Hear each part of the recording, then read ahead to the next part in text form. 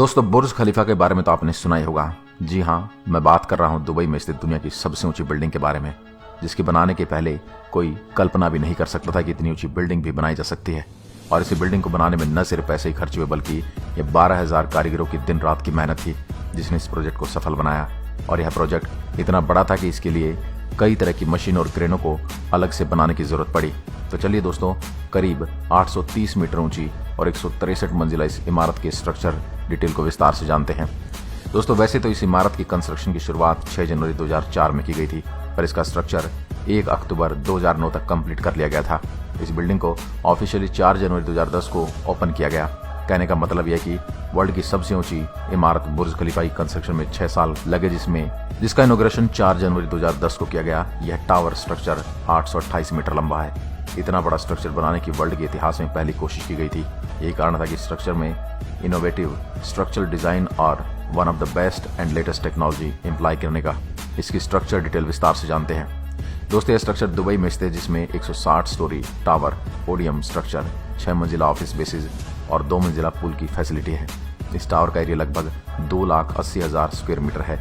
इसमें सिर्फ 45 से 108 फ्लोर्स तक 700 रेजिडेंट्स अपार्टमेंट है। बाकी के स्पेस में 160 फ्लोर तक कॉर्पोरेट ऑफिसेज के लिए जगह छोड़ी गई है। अकेले इस प्रोजेक्ट की टोटल कॉस्ट लगभग 20 बिलियन यूएस डॉलर थी, जिसमें सिर्फ और सिर्फ टावर कंस्ट्रक्शन की कॉस्ट लगभग 4.2 बिलियन डॉलर थी। आइए अब देखते हैं इसमें यूज किए गए स्ट्रक्चर एलिमेंट और उनकी क्वांटिटी के बारे में। दोस्तों, इस स्ट्रक्चर में लगभग 2,50,000 क्यूबिक मीटर इस्तेमाल किया गया है।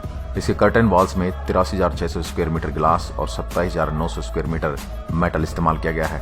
इसमें लगभग 39,000 टन सरिया इस्तेमाल हुआ है। अगर मैन पावर की बात करें तो इस स्ट्रक्चर को बनाने में लगभग 12,000 कारीगर इस्तेमाल हुए हैं। अगर इस टावर की शेप की बात करें तो एंड्रिन स्मिथ नाम के व्यक्ति द्वारा इसे डिजाइन किया गया था। यह स्ट्रक्चर का एक सेंट्रल हेक्सागन कोर की तरह दिखता है। इसमें स्ट्रक्चर में 26 टेरेसेस हैं। ये बात करते हैं बुर्ज खलीफा के स्ट्रक्चरल सिस्टम की, तो बुर्ज खलीफा को एक वाई शेप फ्लोर प्लान दिया गया है, जो प्लान स्ट्रक्चर को हायर परफॉर्मेंस प्रोवाइड करता है। इसके साथ साथ इसकी शेप और वर्ड सेटबैक्स स्ट्रक्चर पर आने वाली विंड फोर्सेस को कम करते हैं। यह shape finally wind tunnel test की सीरीज के बेस पर ही फिक्स की गई है। और इसी स्ट्रक्चर सिस्टम के बेस पर बुर्ज खलीफा को बटरेस कोर सिस्टम भी दिया जाता है, क्योंकि यह पूरा system high performance concrete wall से स्ट्रक्चर किया गया है। तो आइए बात करते हैं स्ट्रक्चर में इस्तेमाल की गई कंक्रीट के बारे में। तो आपको बता दूं कि बुर्ज खलीफा में एक ग्रांटेड हाई परफॉर्मेंस कंक्रीट इस्तेमाल की गई है। इसमें C60 और C80 की क्यूब स्ट्रेंथ वाली कंक्रीट ही इस्तेमाल की गई है। इसके साथ साथ वर्ल्ड के 2 सबसे बड़े कंक्रीट पंप इसमें इस्तेमाल किए गए हैं, 600 मीटर तक की हाइट पर एक ही सिंगल स्टेज में कंक्रीट पोरिंग के लिए, क्योंकि दुबई जैसी लोकेशन में टेम्परेचर बहुत ज्यादा रहता है, इसलिए सिंकेज के कारण क्रैश के चांस ज्यादा थे।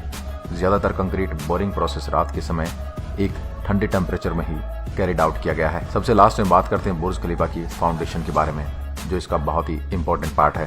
तो दोस्तों, बुर्ज खलीफा जैसा सुपर टावर एक बहुत ही बड़ी रीइंफोर्स्ड कंक्रीट राफ्ट पर तैयार किया गया है, जो raft board reinforced concrete piles पर सपोर्टेड है। राफ्ट की थिकनेस लगभग 3.7 मीटर है, जिसकी कंक्रीट पोरिंग 4 बार में पूरी की गई थी। राफ्ट में कंक्रीट का वॉल्यूम लगभग 12,500 क्यूब मीटर था, जिसमें 194 पाइल्स यूज की गई थी और हर पाइल्स का डायमीटर 1.5 मीटर और लेंथ 43 मीटर थी।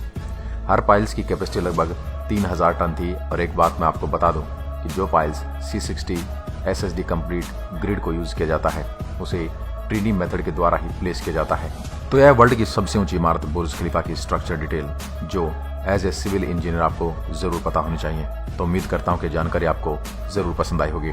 जानकारी पसंद आई तो वीडियो को लाइक और शेयर करना ना भूलें, और वीडियो के बारे में अपने विचार कमेंट में जरूर बताएं। और ऐसी वीडियो देखने के लिए हमारे पेज को फॉलो जरूर करें। धन्यवाद।